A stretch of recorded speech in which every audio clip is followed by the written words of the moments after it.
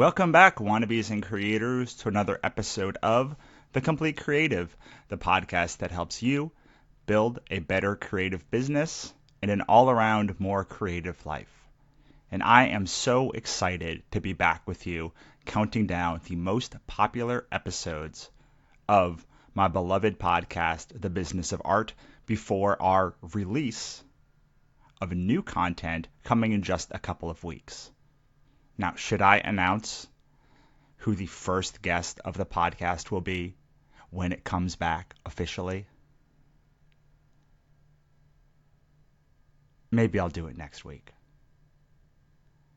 I really want to build the hype because I think it's a great guest, and I really pulled out all of the stops. In fact, this launch was predicated initially on when I could get him on the show. Oops. I revealed something. It is a he, and he is a very successful creative human. I think I'm going to make you stew about it just a little longer. You only can do the launch one time, and I want to make sure you guys are really, really excited for it. Meanwhile, we are counting down the most popular episodes of my show during its previous incarnation, The Business of Art. And this is number 3.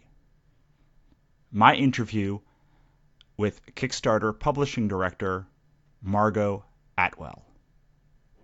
Now, me and Margot are old friends by this point, and I've run 9 Kickstarter campaigns for a total of over $125,000. But that was not true when I first met Margot. First, obviously, we were not friends at that point because we were just meeting. But I was just a nascent creator trying to figure out what to do. And then a couple months later, my whole career broke open when I launched the Monsters and Other Scary Shit Kickstarter campaign, and it raised $27,000. After that, I raised $25,000 with my book Pixie Dust, and $39,000 with the anthology Cthulhu is Hard to Spell, before my last campaign, which raised $16,780 to bring my beloved book Ichabod Jones Monster Hunter back from the dead. But it kind of all started with this conversation with Margot Atwell from Kickstarter, telling me exactly what I should do to become a project we love, and how to utilize the platform. Now, I did cut a little bit of this episode that dealt with Kickstarter Live, so if you're listening to this again, because Kickstarter Live has been discontinued, I decided that it was not necessary to continue that conversation. But everything else is just as it was back then, except remastered. If you like this episode, then make sure to subscribe to the podcast. If you haven't yet, check out thecompletecreative.com, which is my website devoted to helping creatives make the best work of their life and share it with the world. Without further ado, let's get on with my conversation with Margot Atwell. Take it away, Margot. Tell us what you were passionate about 2 years ago at this time. Thanks for having me on, Russell. I'm really excited about independent publishing, and more specifically, like small, scrappy independent publishers that are really doing things differently. I'm really fortunate in that I get to work with a lot of them at Kickstarter. But I think that scrappy independent publishers are doing so many interesting things. They're taking risks. They're learning how to use new technologies and integrating that into their process. They're finding authors in new places or helping to showcase new voices that we're not necessarily hearing as much from.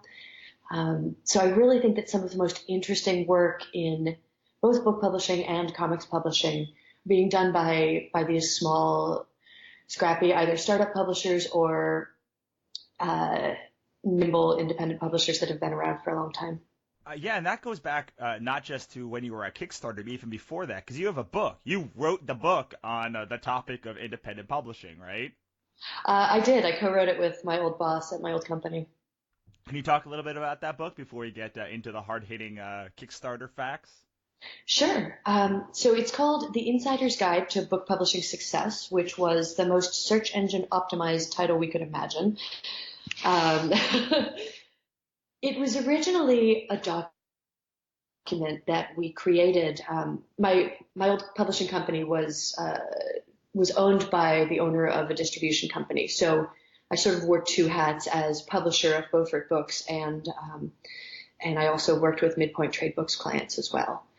So we had this ongoing document of things publishers needed to know in order to succeed, and it kept getting longer and longer. My boss had written sort of a quick and dirty version of that book a while before, but we decided to redo it and make it more oriented towards a trade audience or potentially self-publishers. So it's really meant as a simple primer on how book publishing works. And if I ever redid it, I think I would focus much more on self-publishing, but that's why it talks more towards publishers and a distribution role. But even as I was publishing it, things were changing every single day. So the second I put it out, there was already stuff that wasn't cutting edge anymore. Absolutely. I mean, that's the hardest part with nonfiction is things go so fast that you just hope you can have some precious things that are universal in that tome of things that change constantly. Absolutely. And it was a really valuable lesson to me, working on that book and then seeing what went out of date almost instantly. So when I went to write my roller derby book, which is called Derby Life, a crash course in the incredible sport of roller derby, because I enjoy puns. When I went to write that, I really tried to think about the balance between what would be specific enough to be useful versus general enough not to be out of date instantly. Absolutely, and I love that. And actually, when before we met, I had read the Insider's Guide book. Oh, funny. Yeah, and then when um, how we met was the old person, my old liaison at Kickstarter, kind of left the company, and then you had emailed me, and the minute that you emailed me, I was like, I don't understand. Like, I remember her from something. Where do I know that name? And then I looked it up, and I was like, oh, of course, because when I started my own independent publishing company, like I read that book. And then I went back and read it again after we talked, so that I could bone up on all the things that I had probably forgotten in the previous 3 years. Well, I hope there were some interesting or useful pieces of information in there for you. Absolutely. I mean, like you said, a lot of it, a lot of it has evolved since then. Especially, I mean, even Kickstarter in the last 3 years has evolved how publishing works. Absolutely.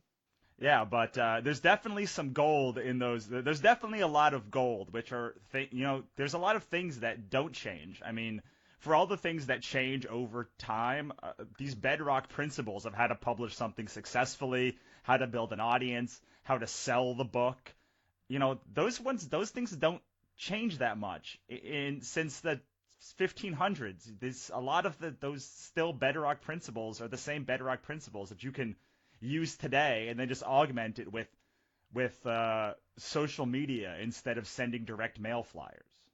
Yeah, I think that's a really good point.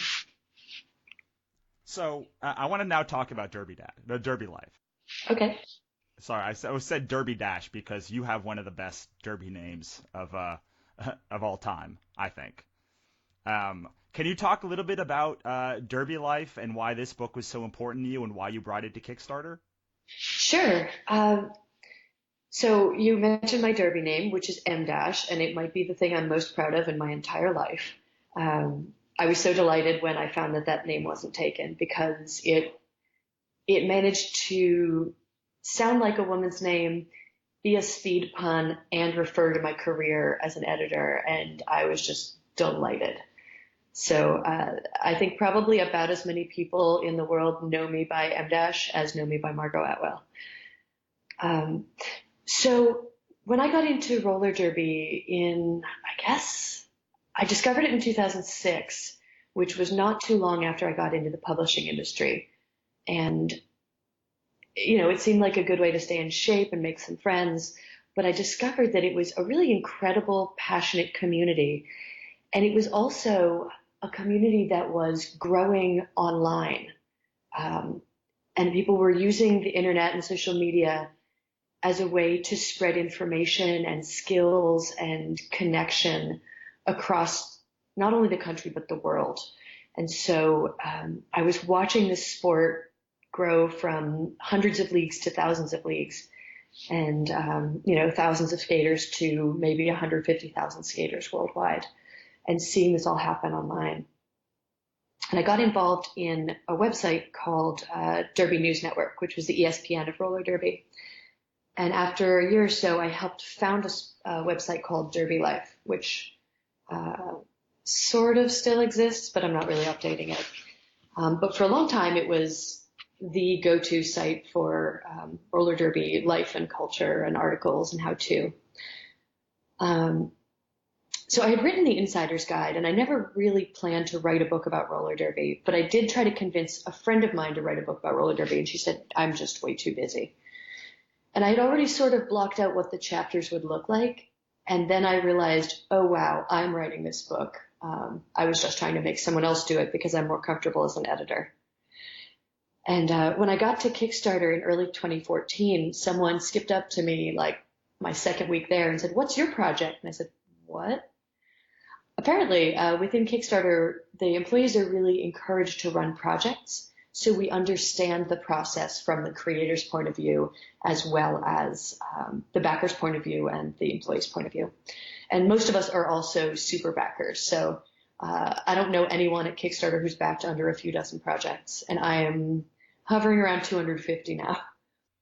Yeah, I don't often find people who have backed more than me, so congratulations on that. You succeed. Thanks. I have coworkers who've backed 10 times as many projects as I have, so I'm sort of middle of the pack here. So I was writing this book, and I was going to publish it anyway as, a quick and dirty ebook. But I realized that running a Kickstarter project would be a really great test to see if there was, in fact, an audience for a print book. So I put together what it would take to make a decent book and do an offset print run, and then said, I'll try it out. If there's interest, awesome, I'll make it. And if not, I'll just publish the economical version as an ebook and then call it a day. But I was really excited and gratified to see that 254 people pledged to my first project. And I raised about $9,200 with a goal of $7,000. So it was amazing and terrifying to go through the process of being a creator, and very humbling to be on the other side and actually have to put into play all the advice that I had given to other people.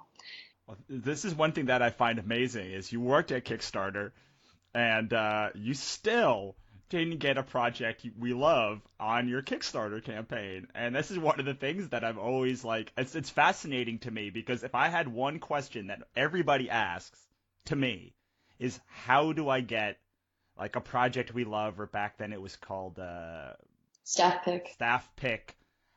How does that happen? And I'm looking at your first campaign when you were actually working at Kickstarter, and you didn't get one, so it makes me feel a little bit better about all of the creators who didn't get one either. I think it was a staff pick. There are a few different levels, but I'm not sure how the historical projects show up. Well, it doesn't show up on this on the thing, so it's possible it just didn't show up historically.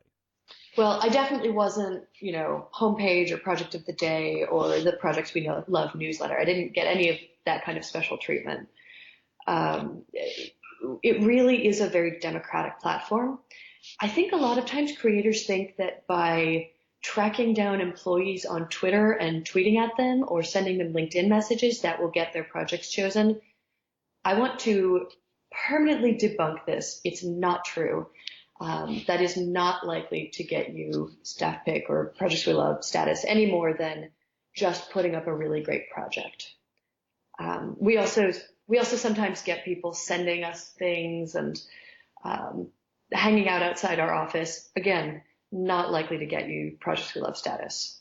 So I'm not gonna. I want to dive into this a little bit, but I want to dive into it in a little bit different way than you've probably delved into it before, I hope, which is, could you talk a little bit about the process that you guys go through to decide a staff pick? Like, is it a morning meeting, or like, how do you go about deciding that, and what sort of stuff do you look for when you say, this is really interesting? There are a lot of different factors that will get something chosen as a project we love. And it's not a firm set of criteria. So something, you might have a project that doesn't fit within most of what we normally look for, but is just a really wonderful, well done project, or has a really amazing approach to something that we've never seen before, and that will get it elevated to project we love. But a few of the things that we look for are, one, what are you making? Is it interesting? Is it different? Is it a new take on something that we haven't seen before? Are you a creator whose work is underrepresented in your industry, or are you elevating the voices of people who are not as often heard from? Because we really want our platform to represent a huge, broad range of all different sorts of creativity. And we'll choose one of varying sizes. It can be a $500 project, it can be a $20,000 project, or a $100,000 project. So the size really doesn't impact that at all. We look for a well-communicated message, including a great title and subtitle. We look for great project imagery, especially the main project image. I mean, that's kind of the book cover for your project. So ones that are high resolution, that actually fit into the specs that we've provided. That's really important. Our curation team really doesn't like banners and watermarks and things like that, because they tend to sort of junk up the project image. One thing that we used to hate was when we would staff pick a project and then people would immediately slap a staff pick badge on it. We're like, no, that's the opposite of what we want. Because they would take a beautiful image and then, cover it up with a weird green badge that they found on the internet. So we've tried to make it more clear with our own badging. And I think that that's helped a lot. So we're also looking for, is your project well thought out? Are you obviously speaking to a community, and are they supporting your project and getting excited about it? Do you have nice images and, a lot of information well portrayed in your story section? We love GIFs. If you've got cool GIFs of some element of your project, that's really neat. I mean, basically, like, is it an enjoyable experience to land on your project page? And if you can say yes, honestly, then there's a very strong possibility that you'll be chosen as a project we love. Out of all of the projects, I assume you go through hundreds of projects a day through your curation team. Do they give you like the best, or do you go through, as everybody go through every one that's coming out, and then like make their selections? Well, it's not a limited number. So if we had, 50% of the projects on the site were just absolutely phenomenal, they would all be projects we love. The curation team, I believe that they're broken down sort of by subject area. And so certain ones focus on certain areas. Like there's one guy who focuses on our design and technology projects. And anyone in the company can flag a project and say, hey, I think this is really cool, and pass it along to our curation team by Slack. But again, don't send LinkedIn messages to our whole company. It will not get you anywhere. All right, I mean, so for all the people that I know or have talked to at Kickstarter, around Kickstarter, like basically, if it's a good project, you're going to see it at some point during the life cycle of of the project going on. Would you say that's accurate? Yeah, absolutely. And we have different people checking the site daily or at least weekly. So we're seeing every single project that launches. One thing that you can do to make your project more visible, and I've heard this touted as a statistic that's like a hard and fast. If you get 30% of your project, it will succeed or it will be a staff pick or something like that. That's not true. There's no hard and fast stat around a project will definitely succeed if you get this far, or a project will definitely be a staff pick if you reach this amount in a certain time period. But creating momentum is a really great thing for a Kickstarter project. So when I plan a project or when I'm talking to someone who's planning a project, I really encourage them to put together email lists and sort of follow the ripples in a pond approach. So you get your most passionate supporters and friends and families and members and people who like your work, and draft an email to them with the project link and explain what you're doing and what you need from them. Send that out the moment your project goes live, and have drafted a few further out ripples as well. So, the hour your project goes live, you send out that first email, and then you'll have a second one that's people who like your work, who are, friends or old coworkers or people who are in your industry, and, send that one out after you've already got a base of support from your most passionate inner circle. Because it's really great to land on a project that already has momentum. I think sometimes people will launch a project and then not really activate their networks for a few days. And that means that anyone who lands on their project in those first few days sees a project that, maybe it has 3 backers or 6 backers.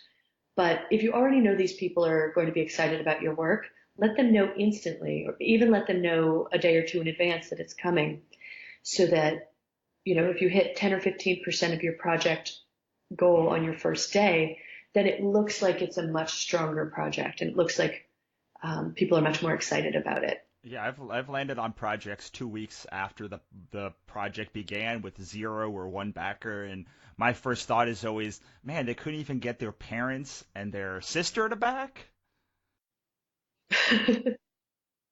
Yeah. And sometimes things happen and you had all the best laid plans and it just doesn't work out. And so that's why I really recommend that people have plan A, B, C, D, E, go down the alphabet and have a lot of plans around different ways to get the word out about your project.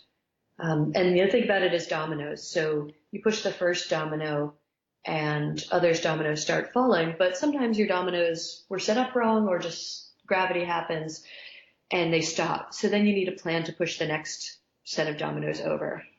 And running a Kickstarter project should be 30 or 35 days of consistently trying to figure out how to get the word out, who might be excited about your project who hasn't heard about it yet, and follow up with people who have heard about it but might be on the fence or might have been distracted.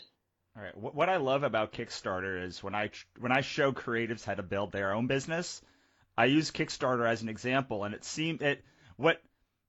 what it feels like to me is Kickstarter is business 101 for people who never wanted to learn business. It's everything you need. It's everything you need to know to basically succeed in business and online. Because launching this Kickstarter is not much different than launching another book, at least for me. Can you speak a little bit to that? Like, it feels a lot similar, finding the email list, doing launch events, going to the market, making sure people are excited to go buy your book when it comes out. All of those things, they don't seem very different, whether it's Kickstarter or you're publishing something outside of Kickstarter. Yeah, that's a great point. It's running a Kickstarter project is absolutely similar to launching a book or a podcast or anything else. One thing that I really like about Kickstarter for publishing projects is, one, it already fits into that process. So people who have run publishing companies or done other book projects are already familiar with the process. But two, because of the all or nothing mechanic, once you start getting the word out and you have a group of people who are interested in seeing your project succeed and get back to you, they really push you forward and share the project on your behalf because they're committed and they want to get their reward and they want to see the project happen. So that all or nothing mechanism can really push a lot of intense interest in your project and can get people to activate their networks on your behalf who might otherwise have bought your book, but they probably wouldn't have tweeted about it. And that has been really exciting to me as an author and a publisher, because getting that network effect is something that publishers are always trying to do, but I haven't heard a ton of great ways, great approaches for that. So I'm always looking for that too, but I found that Kickstarter can be a really fascinating and effective and cheap way to do it. Right. And to me, it feels almost like a convention experience where you can get extra things, you get stretch goals, you can make the book better. I know my friend Dirk Manning's doing Kickstarter right now, and he's doing a thing where he's doing leather bound, but only if you back during the Kickstarter. So there are all these things you can do to make it, an experience that is contained to Kickstarter, and that community has a reason to rally around it.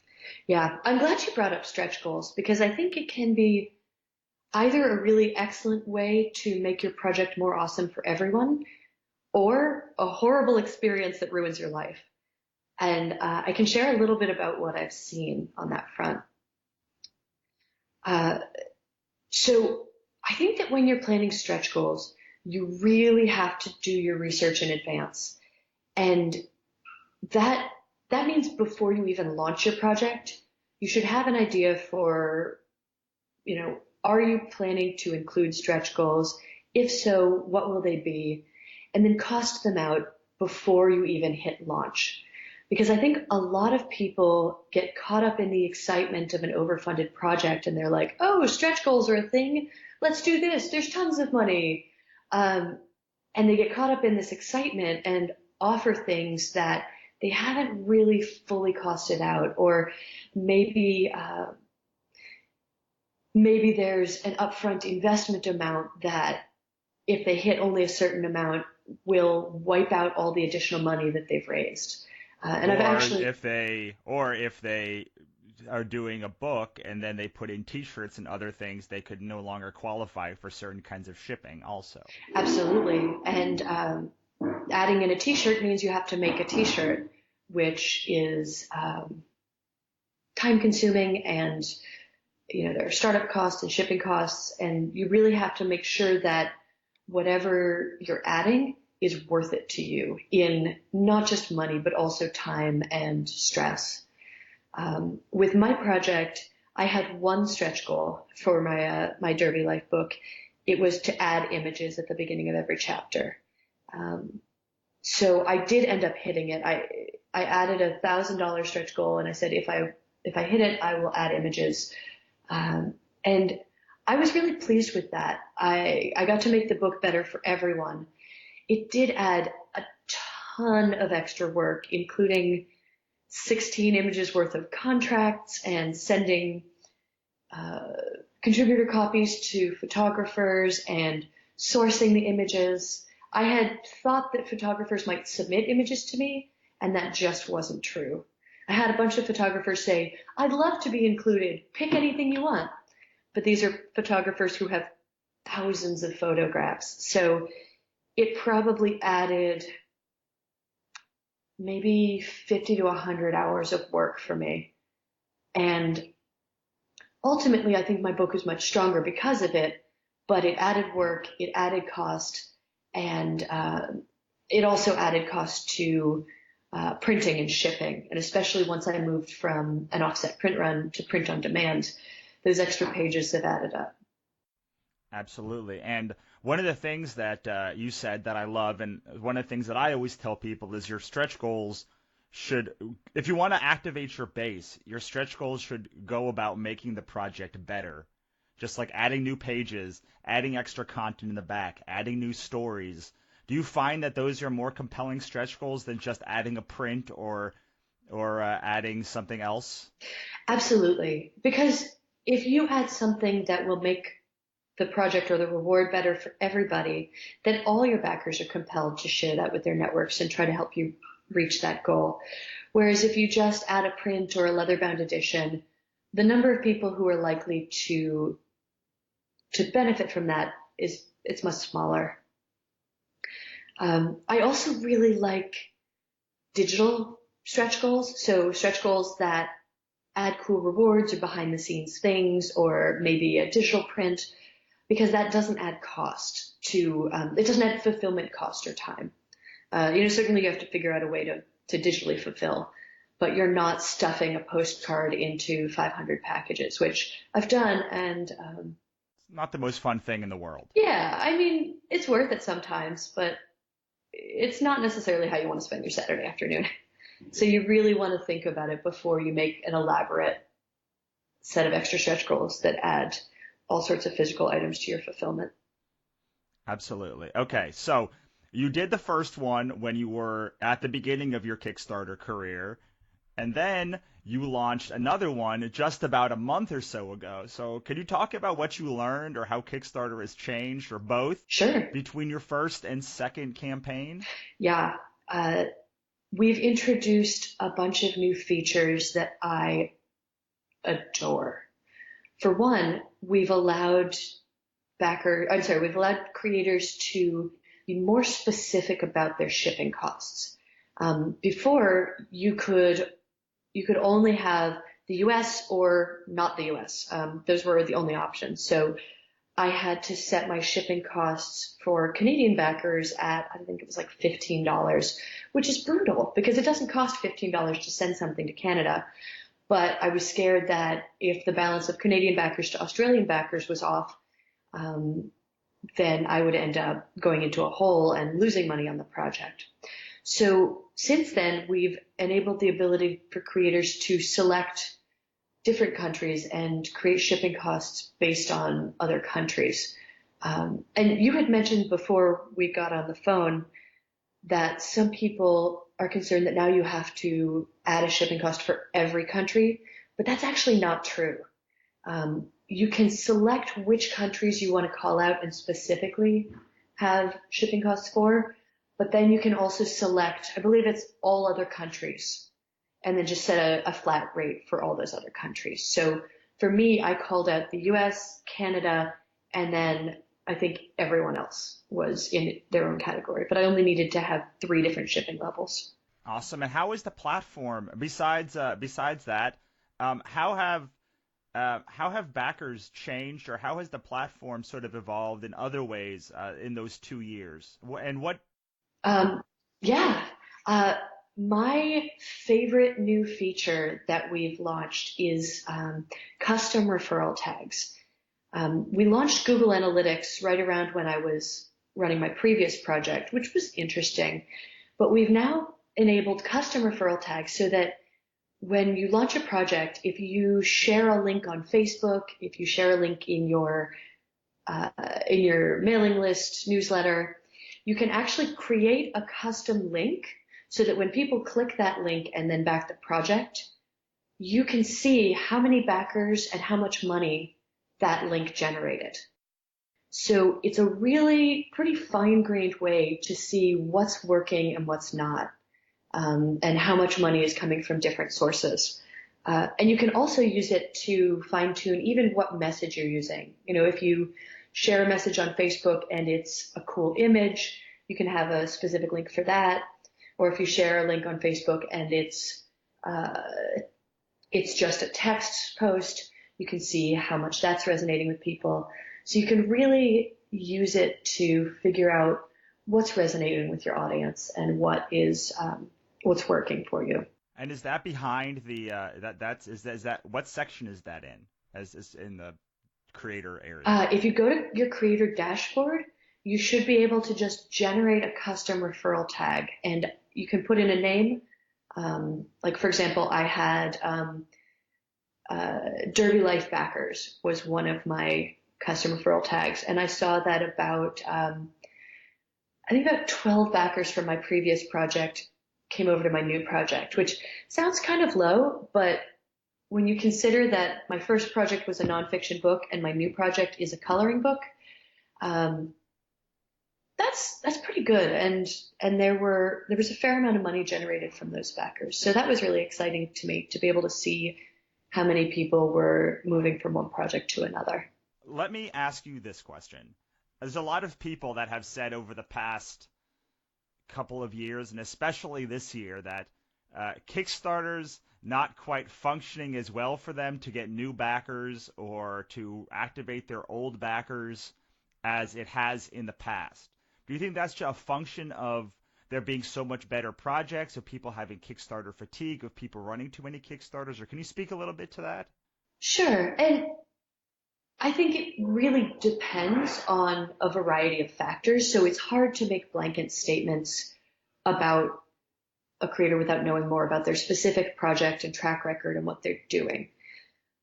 Certainly when we first launched in 2009 to maybe 2013, there were fewer people using the site as both backers and creators, and a great project stood out a little more.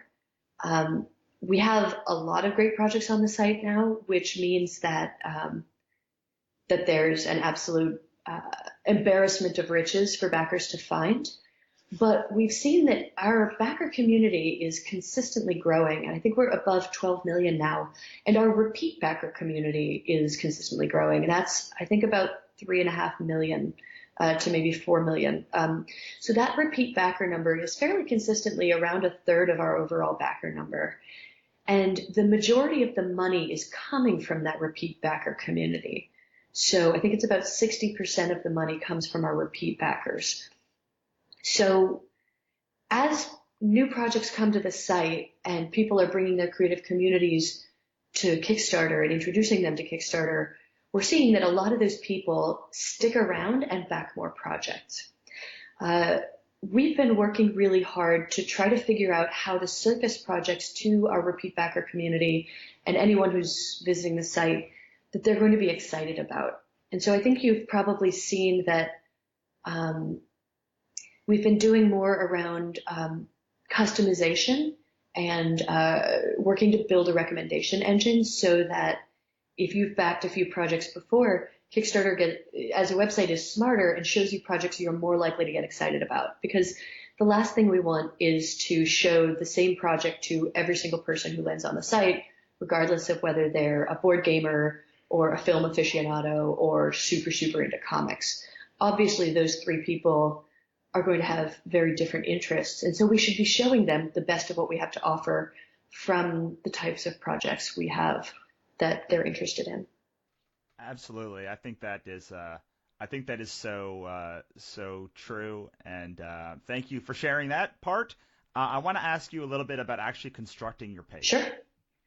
Because one thing that I saw that was very different from your first campaign and your second campaign was your video was like night and day. Your original video for your first campaign was very sort of by the numbers about the project. It was good, but this new one was very much. It was more encompassing of you and your passion than it was necessarily about what the book was about.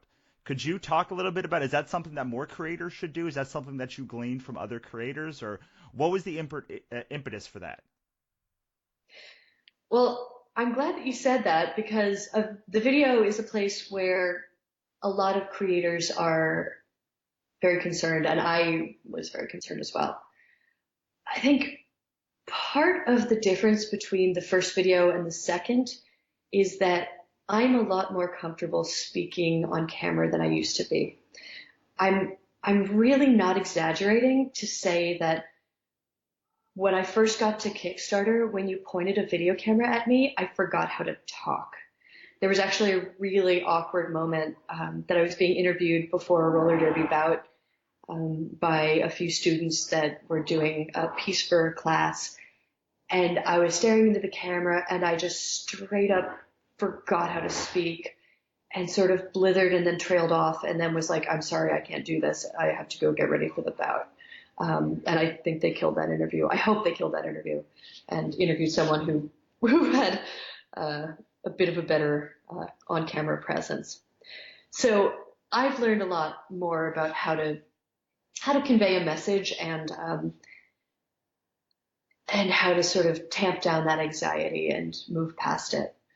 But I've also seen that you don't have to be flashy to have a fun video. And I was thinking about the best way to sort of showcase what I was doing. And I thought that showing off, I'm not sure if you got this, if you're not in the derby community, but I have a lot of roller derby Easter eggs in my video. So in one scene, there's a poster of roller derby. In another, I'm reading a book that was, I think it was a bestseller. It was a graphic novel for YA readers about roller derby called Roller Girl. And if you like graphic novels, you should totally check that out. There was another one that when I'm sitting at my desk, someone had given me an old school desk sign that said M dash, publisher, author, ass kicker. So that's in there. That was actually when I was on tour for my first book. Someone gave that to me as a birthday present. So I thought about, trying to have more of my personality in this video. Yeah, I feel like was accomplished, which I think that a lot of creators don't have the right combination of personality and like what the project's about. But like the beginning started something like, I wish I could be a roller derby every time. And then it showed you roller derbying cooking and roller derbying like sitting on your bed, and like I thought that was like, oh, I totally understand like this person's love of roller derby. Yeah, I was trying to figure out how to make a video around something that was a coloring book that I wasn't illustrating. So I was hoping that came through and that it would be funny and not stupid. And I was also completely delighted if it came off as campy. Like I enjoy camp a lot, and I think derby people do too. The thing I learned between my first video and my second is that iMovie is really pretty easy to use. My first video, I had a friend edit it for me, and he did a good job, but I was not very ambitious around what could be done. My second video, I was like, you know what? I'm just going to try it and see what happens. And I watched a 30-minute tutorial on YouTube about how to use iMovie.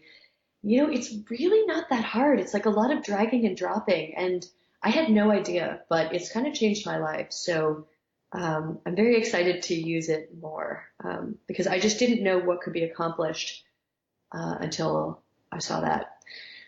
The thing I do wish I had done better was better audio, especially in the scene where I'm at our roller derby practice space.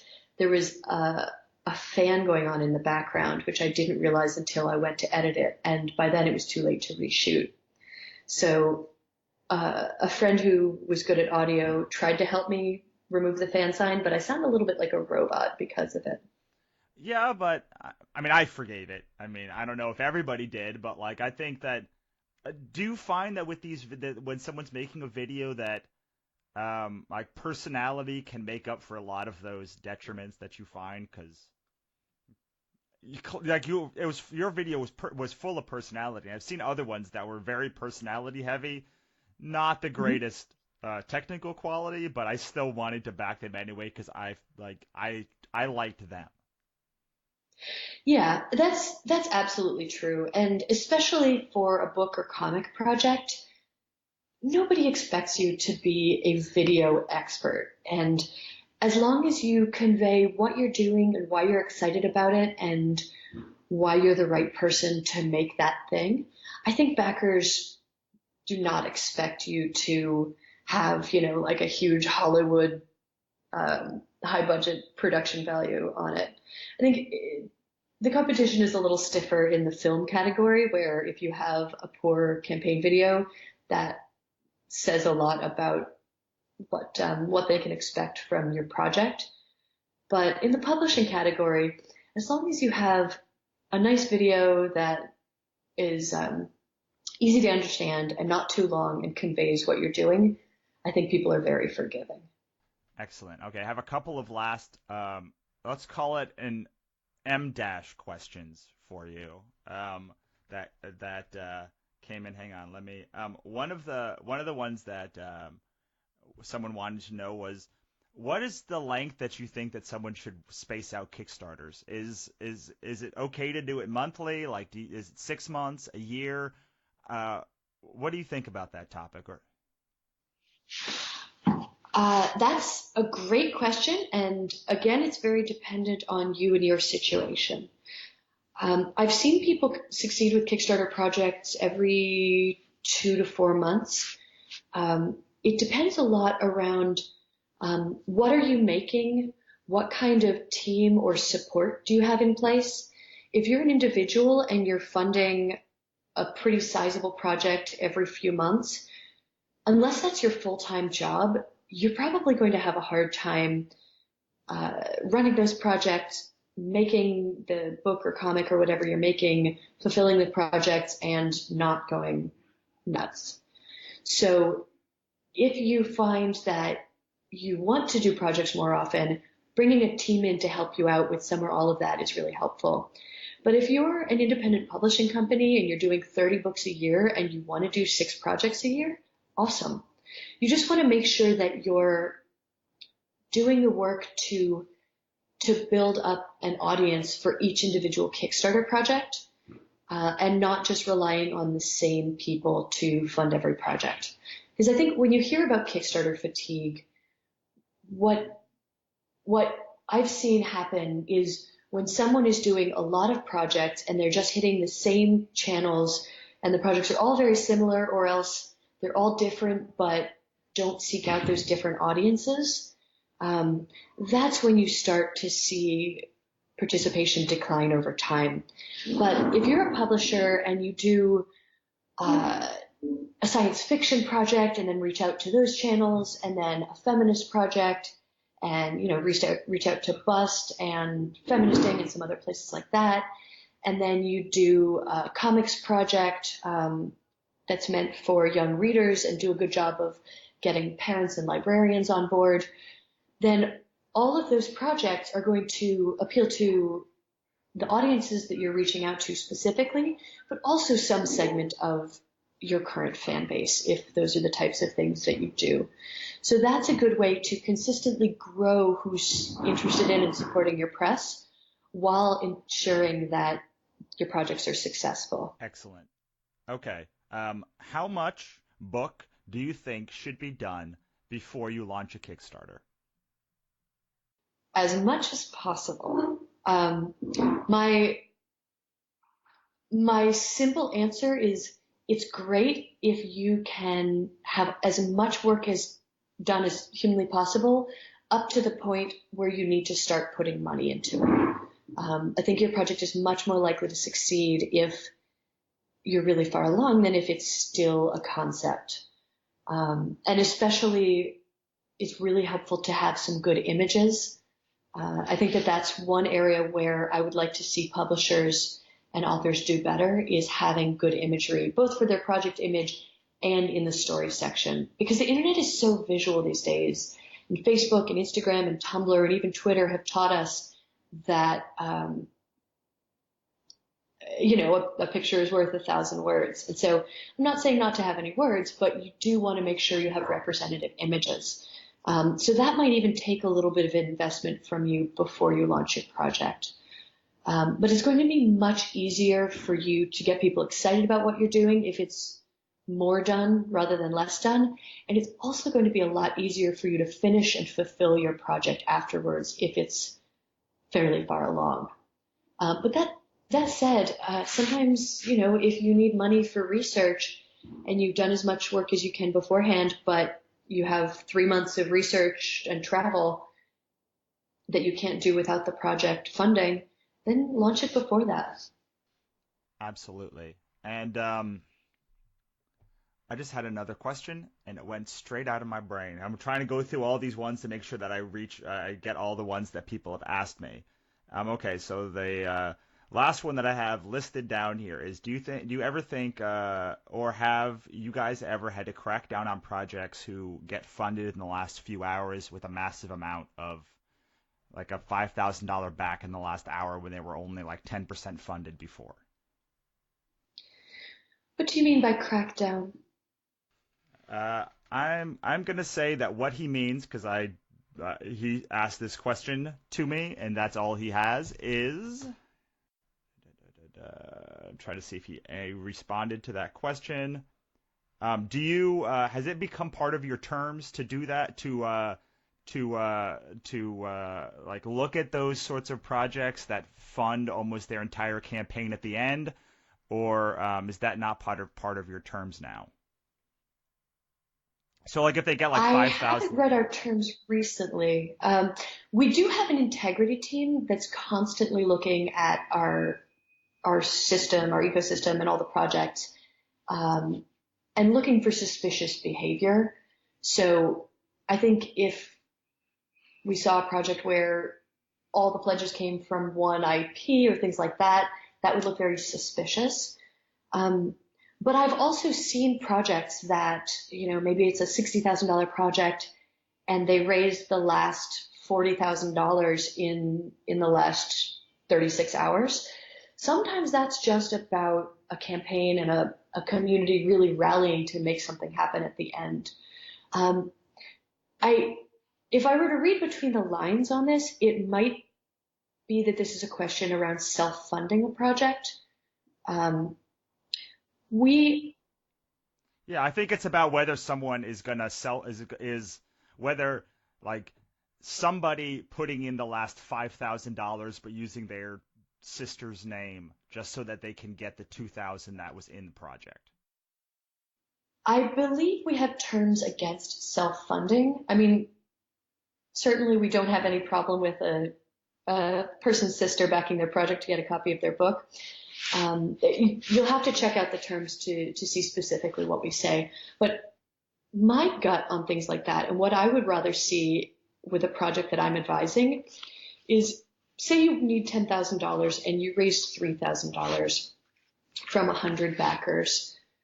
Rather than sort of sneaking around and getting family members to put $7,000 into your project, I'd much rather see you let the project fail or not succeed, then go back and figure out, okay, what needed to be better? What went well?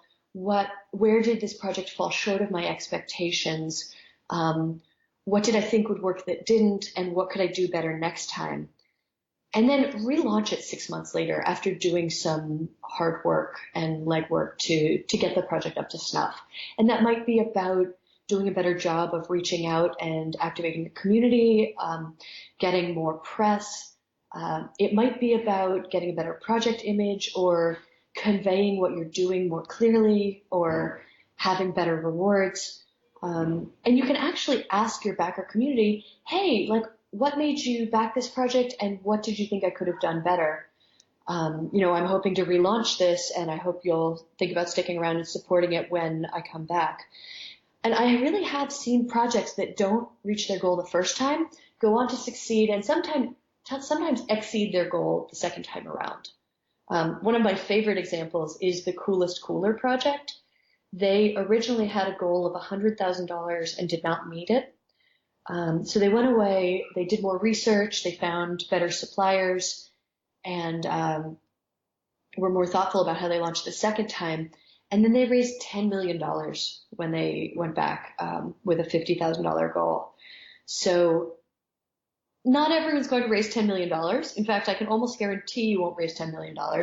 But the lesson is there that relaunching a project after having done more work and fine-tuned it, I think is a much better thing than sort of gaming the system and making a project succeed that maybe isn't quite ready to succeed or where people haven't supported it the way you expected them to. Yeah, you don't really learn. You're also taking yourself or hampering yourself because you don't learn anything from that failure if you actually get it to be a quote unquote success. But by looking at something that has failed, you can really examine why the thing failed instead of just being thankful that you got the amount of money that you needed. Absolutely. Okay, so um, one more question before we end. I think one more question before we end, because I've kept you way longer than I said I was going to, is what resources do you recommend for people that you advise to go and check out before they launch a project? I love this question. Uh, we have a really robust creator handbook and now a Medium channel dedicated to Kickstarter tips and lessons from our team here and our creator community. So I would definitely spend a lot of time on our Medium Kickstarter Tips Hub and the Kickstarter Creator Handbook. We also have a Creator Basics series on YouTube and a community called Campus where you can ask questions from the Kickstarter creator community and people will actually jump in and answer you. So those are 4 really great resources that you should look at when you're starting to plan your campaign. I would also suggest that you look at your category and also projects that you like in other categories and back, 5 or 10 projects, even just for $1, so that you get the experience of being a backer, getting updates, and seeing how creators run their projects, what you like and what you dislike, so that you can do a better job with your project. Yeah, that's just market research. Yeah, And it's important whether you're running a Kickstarter or launching a book in any other way, but it also allows you to be part of the community. And, in my opinion, like for me, when I see a creator who has created more projects than they have backed projects, it makes me not want to back that creator. yeah, that's the same for me too, because it really is kind of a creative community and ecosystem. So you want to believe that people care about nurturing creativity and that they'll back other people's projects as well as just asking for backings from the community. Yeah, for sure. I mean, I've done 3 projects this year and I've backed like over 80, so I feel Wow. like my ratio is like okay in that. I don't feel that bad about launching 3 projects if I'm backing 80 because I feel like I'm giving a lot back to the community. And I hope you know, to me, that's what Kickstarter's about. It's about the community of people all helping each other make cool things happen. Absolutely. And we use community as a buzzword a lot. And I think even um, corporations use community and social media uses community. But what community means to me on Kickstarter is a really much more authentic thing.